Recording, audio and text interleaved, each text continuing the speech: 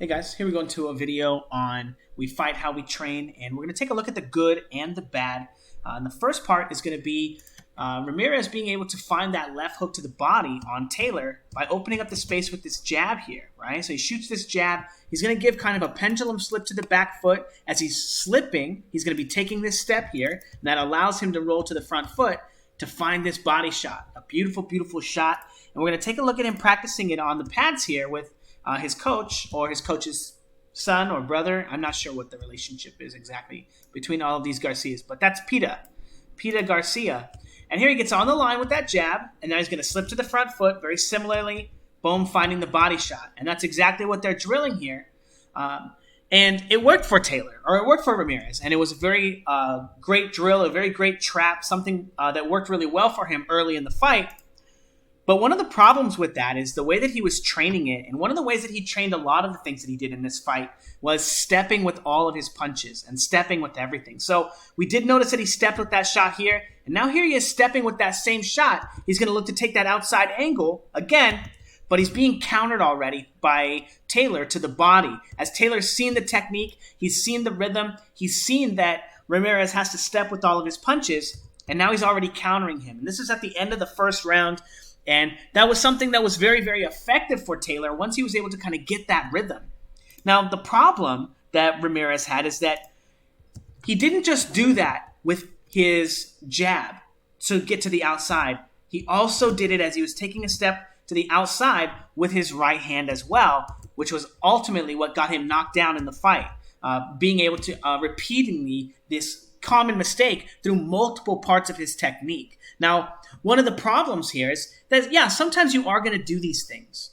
But the problem is this was the only way he was doing these things. He wasn't really feinting or probing or changing positions and giving Taylor different things to think about when he would make these moves here. Okay, so he was always committing to them with his weight and with his punches. Now, even when he just wants to transfer his weight to the front foot and slip to the outside of Taylor, okay? Even when he wants to do that, here he is here, slipping to the outside, he's still taking a step with his lead left leg, okay? Still taking a step and rolling to the front foot when this is the only position that he wanted to get in, right? So that he could find that body shot, but it still takes him a long time. Again, stepping with that move, not able to make that move really without stepping. Now, this is ultimately what the fight wound up looking like.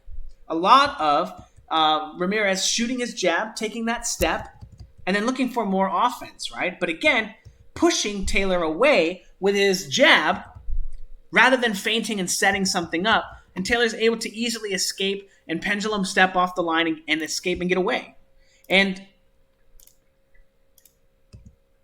here we have Taylor doing something very different, right? Okay? So not when he gets to the line here, right? He's taking a step and he's jabbing, but this is not a hard jab, and that was not a hard jab, and this was a hard punch, okay? And this is kind of the difference, right, between schooling and a more schooled, a less green fighter, okay? Is understanding that there are spaces when you can stand in front of your opponent that you don't have to be punching them, that you don't have to be controlling the space between you and your opponent with punches, that you can do that with feinting and probing. And here, Taylor's showing that he's able to set this punch up much easier, much more crisply, and much more effectively than much, much more of Ramirez's offense. Now we're going to take a look at a clip here that's attached to that body shot, okay? It's at the beginning of the first round or in the middle of the first round.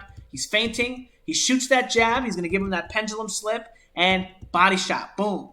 Now, I actually think that Ramirez hurt Taylor in the first round with this body shot as Taylor was kind of piecing him up. He was tapping him up pretty well and winning the round, and I think this flurry here kind of won it for Ramirez. But what I want you to pay attention to is after he throws that shot, look at how he gets on the line each time, stepping hard with his jab, hard with his right hand, rolling off the line. Now he's going to step hard and throw his right hand, right? Step hard, he's pendulum stepping forward, hard right hand, hard left hand, but not a lot of feinting. Even though there's a little bit of layering with the shoulder feint here as he's able to move off the line, kind of slipping to the front foot, taking that step. But the weight transitions as he's stepping and he's changing levels with his weight naturally as he looks to sink into these punches, He's telegraphing his movements to Taylor, for Taylor, so that Taylor can kind of keep rhythm and keep pace with him. Now, the last clip that I have is going to be showing where he kind of learned to do this, okay? And this is going to be his heavy bag work. I'm just going to play this. This is him doing basically all of those moves that I just showed here on the heavy bag, but stepping in and doing them first, okay? So the jab, stepping in. Now, a lot of times when he shot that jab, he was attaching that rolling motion with it, right? With the slip. And then the right hand when he gets onto the line and just steps forward with the right hand, boom. But notice, and even this clip here, right? Stepping, taking that outside, rolling to the front foot. The hook looks very, very similar to this motion here, right? As he's going to step forward, roll, boom. These are all the things that he practiced on the heavy bag. But if you notice on the heavy bag, he's not really feinting. He's not really probing.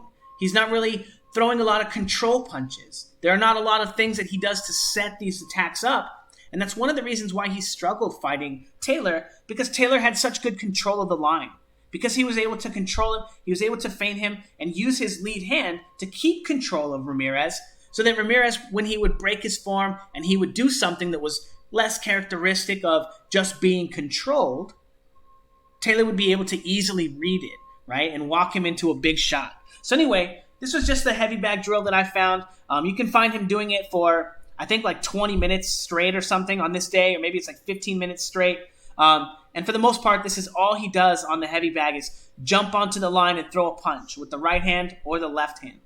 Anyway, I'm going to be doing a heavy bag drill series. It's 10 heavy bag drills to kind of teach you how to use the heavy bag, teach you how to manage your weight, change positions, cross the line, feint and probe, and do all of the things that you want to be doing on the line in front of your opponent or not on the line with your opponent. So anyway, it's going to take about a week or two for me to put it up. If you're watching this video and this is not a relevant fight and you're just curious, then it's already up. So check out my channel.